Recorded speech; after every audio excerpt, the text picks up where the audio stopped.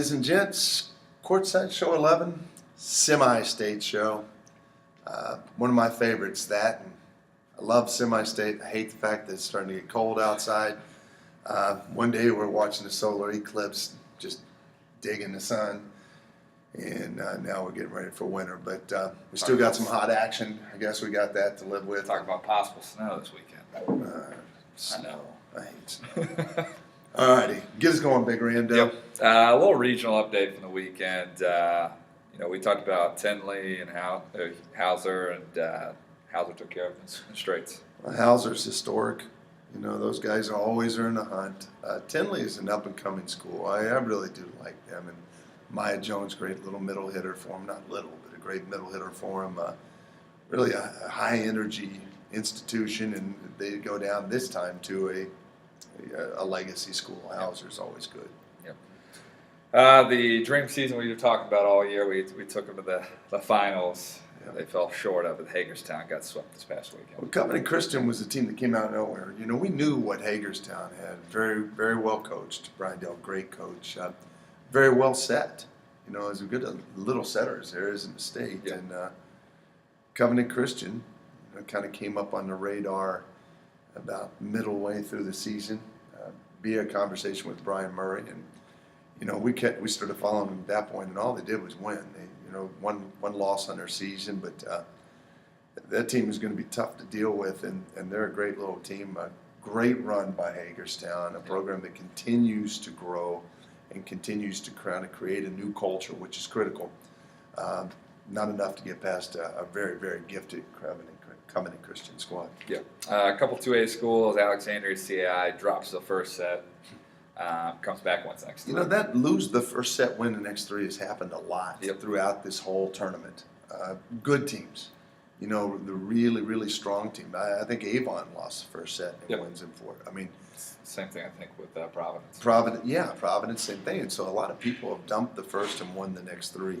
That's become a real common gig. That's happened an awful lot. But those two teams are very similar in the sense that they are absolutely star-driven.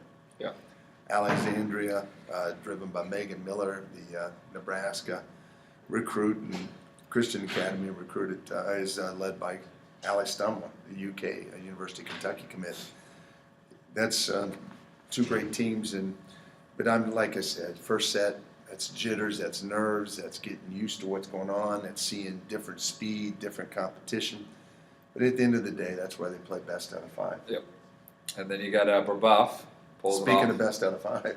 Pulls it off at 5, 15-12, wins the first two, drops 3 and 4, battles through and beats a good Northview team. Well, Northview's crazy athletic, and 5-game sets. That's I don't know. I watched Yorktown this weekend just beat up on people, but 5-game sets are kind of the common at this time of year. So much of this is mental. You win the first two, do you relax a little, and then next thing you know, you're in a 5-game match. Hamilton Southeastern spanks Noblesville 25-9, and they fade away. Noblesville gets spanked and comes back and drills Carroll this weekend 25-9.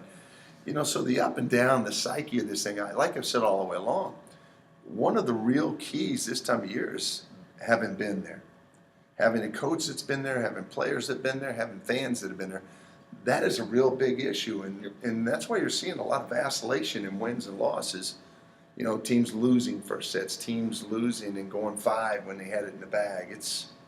There's so much more than just the physical part of this. Physical preparation's one, mental preparation's another. Mentally being prepared is difficult this time of year unless you've been there. Yep. And so that's that Brebeuf game. Yeah, the 4A North we talked about last weekend. We had Michigan City, Marquette, Penn, and Crown Point. Michigan City has a little upset special, takes it down to 4. We kind of thought Penn was rolling and doing well. Yeah. And they actually come out and battle with Crown Point, losing 5. Well, the North is always somewhat of a bloodbath. And those guys, there's some great rivalries in the North. And, Michigan City is a big school and a good school, and Penn's about the same size as Ball State. It's a monster school. So you got a lot of good athletes there. Michigan City beating them doesn't surprise me. Crown Point getting stretched to 5 does surprise me a little bit. And, one of Crown Point's vulnerabilities still is ball handling. They've got to take care of the ball. If they don't take care of the ball, they go 5. And I would be willing to bet that's what occurred there. But too much athleticism and too much pride gets them home, gets them out of that one in 5. Yeah. It's a rivalry game, and you don't want a rivalry game to be a regional championship No, game. definitely not. It's not a good scenario. Talking about Courtside Semi-Show, we want to talk about some new things that we were talking about just a little bit ago in the office. Some of the hosts, so like a 1A North will be in the same location as the 4A North. So you got, there's going to be an LCC Pioneer match, and then to follow that will be Yorktown and Crown Point. So we'll hit on the semi-states of 1A. Yeah, I'd like to hit on this a little. We were talking a little. 1A, the 1A North and 1A South will be paired with the 4A North. Well, they're going in the same places. For instance, Alexandria and Andrian, the 2A North game, will be the opener for the Newcastle Mishawaka Marion 3A North. They'll both be played at the same site. Here's a thought. IHSAA, I'm not telling you how to do your business, but man, I think it would be awesome, much like the NCAA Final Four.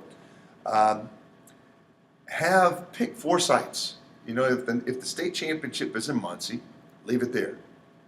But the 4 sites, pick 4 sites across the state, spread it out east, west, north, south, big venues, and rotate them each year. So one year the 1A state championship will be, or the 1A semi-state will be held here, but the next year the 1A will rotate to the south, to the east, to the north, and then back again to the west. And you rotate them every year. So for instance, this year's semi-state, Frankfort hosts Yorktown and Crown Point, Jasper hosts Avon and Providence. Why not just make it the 4A in the south this year and know that you're going to rotate from the south to the east, to the north, to the west, and then back to the south in year-to-year increment. But this year's semi-state 4A, I would love to go to Jasper and watch Yorktown, Crown Point, Avon, Providence in a semi-state. I think you'd have bigger crowds. You could have set venues. People could plan the whole year long. And then just put your 4A, 3A, 2A, 1A in those spots and rotate every year who's coming through. No one gets an advantage. Fans get a great day of volleyball. Yep. Because I'm telling you, a couple of these, well, all of these are great teams. Yep. But man, the 4A, I can't imagine you wouldn't have a huge crowd. I'd drive to Jasper to go watch that. Yeah. Especially I'm doing a TV for it the next week. I'd love to see those teams play. And I think you're 100% correct with like the 1A schools. I mean, everybody follows those guys. Yeah. So they can, Yeah, and you just rotate it year to year from site to site. Have 4 designated sites. Having a designated site ahead of time has worked really well for Williamsport in the Little League World Series. A little bit. These people could know that they are going to be the host to a semi-state, whether it be 1, 2, 3, or 4A. And you rotate it year to year, people have a pretty good feel where they're going. You could do a lot of damage with that, but I think there would be massive crowds. I think the way it's set up right now, I think if I'm the 2A game before the 3A game, as soon as it's over, I go home. I'm either happy going home or I'm ticked off going home, but I'm heading out. If you did it the other way, at least half those fans would stay and watch that nightcap because they know they're going to be playing them next week. Yeah. Just a thought. Yeah. Just a thought. IHSAA, don't get upset with me. I'm sure there's a reason they don't do it. They've come up with a lot of good ideas. That's something that I think would really be cool. Yeah. Talking about the 1A North, we talked about Frankfort being the host. Looks like it's going to be LCC and Pioneer. It's a 4 o'clock start. We've called LCC all year long. Very strong, very physical, very good tradition. They hit all of the things we've talked about. They've got a coach that's been there. They've got players that have been there. They've been there. They got a fan base that's been there. They're well set. They have a star. They're dangerous. Yeah. Rod Nyes and the gang at Pioneer, he's been trying to get there for a long, long time. But get back there, I guess I should say. That should be an outstanding game. Are we picking these games? I mean, it's up to us if we want to. Some I'd like to dodge. I don't want to get shot, but that'll be a good match. Yeah. LCC and Pioneer. I think LCC's probably the favorite in that. I'll go that route. I think it'll be a better match than what most people think, but LCC I think is probably a little too much. Yeah, like you talked about, they're crazy athletic, and they had a heck of a weekend. Didn't drop a set, kind of handled everybody. So no, they're playing good volleyball at the right time. We said about the second week of the season. Whoever gets hot at the right time Yep. is going to have an edge here. And the LCC is hot. Heading to the other side of the 1A. 1A South is going to be at Columbus East, hosted by good old Stacy. And it'll be Bar Reeve and Housing. You know, these two teams, I'm telling you right now, you look at Bar Reeve and Hauser, you go back over the last 20 years, and those two teams have bounced off of each other nonstop. You know, you could throw a coin up in the air right now, and it wouldn't matter. I think Bar Reeve would be my call, but Hauser may be playing the better volleyball right now. Yeah. No, and I think Bar Reeve, just because of history, like you said, they've been there, they've gotten to the party, they've been there plenty of times in the finals. No. And then, but Hauser's coming off a great win over Tinley, so that could make it interesting. Well, obviously they can handle big physical players. Because like I said, Maya Jones at Tinley is as big and physical as anybody in 1A. Yep. So they can handle a star. It'll be interesting to see if they can handle the team. Bar Reeve is awful good, but that's a coin flip. Yeah, we kind of talked about the 2A North and South. Both, I think all 4 teams are awesome. I think it's going to be. I think 2A. You look at 2A when we were pairing this up. 2A. Both games. Other than maybe 4A is the most entertaining. This would be like you're talking about a good example. Teams would stay and watch those. Well, I can tell you right now, Alexander and Andrian at 1:00. Whoever won that match would definitely stay around to see Christian Academy and Covenant Christian play. I don't know. Alexandria had a war in their hands with a very athletic Rochester team. Went for all tight games. Yep. All tight games. Andrian had their way with Boone, but I mean, they just blew it open. They're good. Yeah. That's.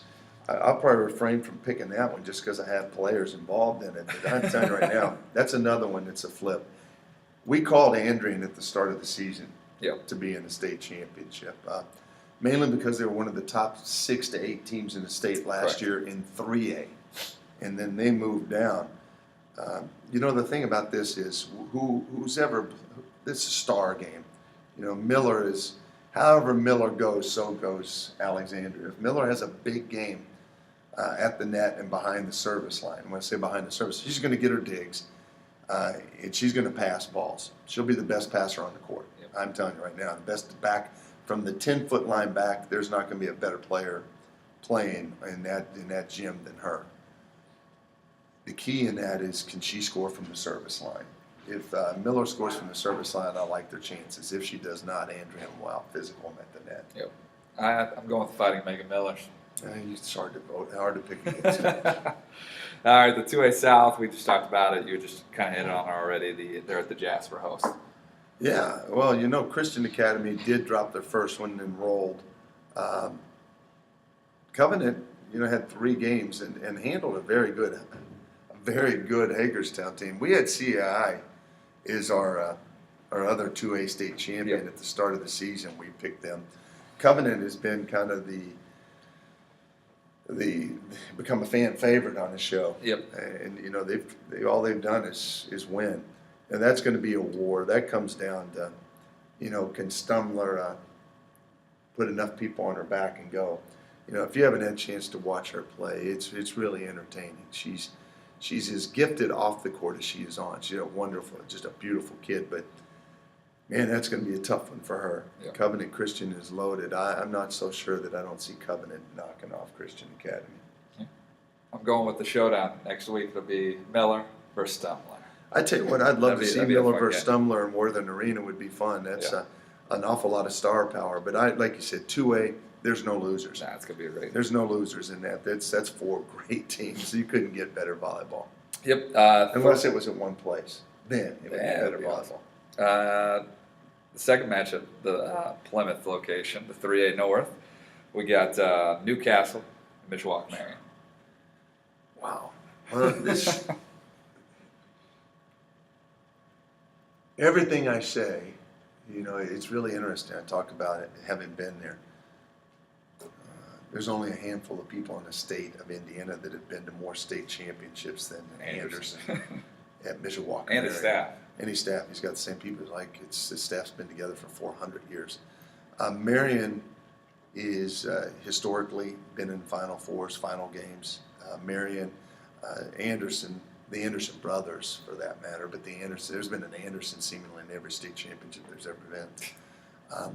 Always very long, always very athletic, always very gifted volleyball. Historically, everything that you would need to win this game, Marion has. Newcastle, kind of starting a new legacy. Coach will have never been there. Players will have never been there. But keep in mind, Mel Schaffmaster has won 3 straight national championships and may be as gifted a player as there is in the state of Indiana. Her little sister is coming into her own. You know, she's averaging about 25 kills a match throughout the state championships. Got a little bro, Bailey Cox. It's is rising fast as a recruitable kid and maybe one of the better DES/bros in the state. Good senior support in Cecily Jester. It's going to be interesting.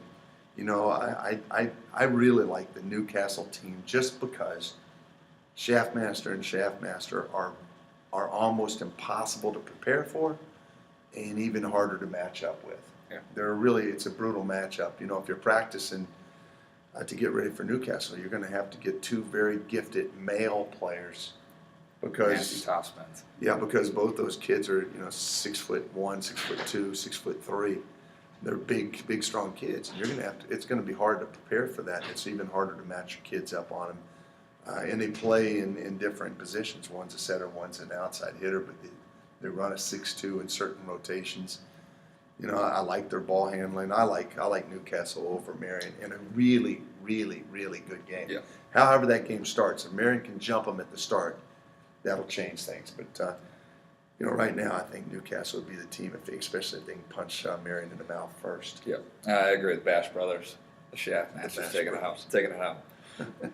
3A South, Columbus East host. We got Brebeuf, our pick for the championship, and Silver Creek. And if Brebeuf and Newcastle do make it, those are the 2 teams we did pick at the start of the year. Sectional 24 and Brebeuf. Yeah, and the thing about Silver Creek always sneaks up on people. The only thing that would give me any fear is, Brebeuf hasn't played an easy match yet. Yeah. They went 4 with a good Danville team. They went 5 with a good Northview team. That starts to wear on you at this time of year. It either wears you out or it inspires you. Brian Murray, very, very good coach, is probably trying to find a way to make that an inspirational thing. He's been there. And he's been there. We go back to it. He's been there, and he's been there a lot. He's been there with Brebeuf, and Brebeuf had a solid history in the early 2000s. They were doing a lot of damage, and he's gone back to Brebeuf, and I will tell you, he's got a nice little team.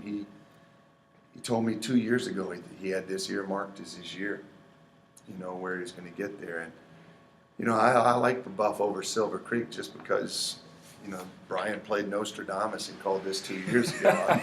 And he literally did. And he even had it all mapped out that Providence and Yorktown would be bumped up to 4A. So this cat is he's either going Rick Pitino on us and paying folks to do certain things, or he knows what he's talking about. I'm going to bank on knowing what he's talking about. I'm going to bank on Brebeuf moving through that. Yeah, I agree too. Like you talked about, they've had a tougher schedule, I'm guessing, throughout the season. Silver Creek, great run now.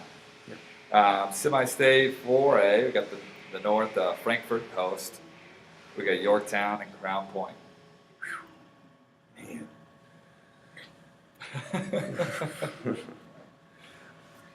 I like Yorktown. Yep. My favorite team all year long, when I'm in this show talking about, I've been a big Providence guy, big Crown Point guy. I like Chacon an awful lot. She's my kind of player. High flyer, bangs Sisters it, Libero. emotional. Yeah, and I like the sister gig. I like that. I think it's hard to give up on your sister. You don't want to quit playing with your sibling. But this Crown Point team is so athletic, but I still think that their Achilles heel is their ball control and their ability to handle first contacts. Yorktown is the best first contact team in the state of Indiana, bar none. There's none close. Not even close. It's a done deal. We could argue about it, but it would be a fast argument. They're the best serving team, the best defensive team, the best passing team in the state of Indiana. I watched them play this weekend. They dispatched of a good Zionsville team that came out and jumped out on a 5-0 run. They called timeout at 6-5, and here we go. Yep. Steph Bloom is He's a great coach. And there's a lot of people out there that if they don't like Steph, it's probably because they're envious. But all she's done is win. She's as good a coach as there is in the state of Indiana, as good as coach as there is in the area. I'm a big fan of what they're doing. I can't hide from that. That team right now I think is my favorite to win it all, much less this match with Crown Point.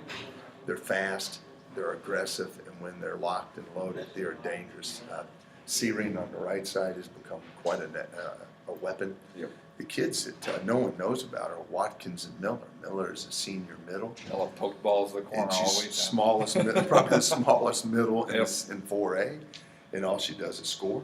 And Watkins, Crucial kills. Hell, Watkins may be the smallest outside hitter in 4A. And crazy. And all she does crucial is kills. all she did. She had 2 kills against Zionsville that were they were nails in the coffin. No, this Yorktown team is hitting on all cylinders, and I don't even think they've even reached how good they're going to be yet this year. I think they got another 2 weeks in them to reach an apex. I think you're going to see it. I like Yorktown over a great Crown Point team, and I love that Crown Point team. So it tells you how I feel about Yorktown. No, and it's funny you say that because literally I was watching them at our tournaments, and Wapani took that little lead late in the third, and I said, just wait. And then they found a way to come back. They get down 5-0 in the first set, got blocked. Just wait. And then they just. No, it's steady.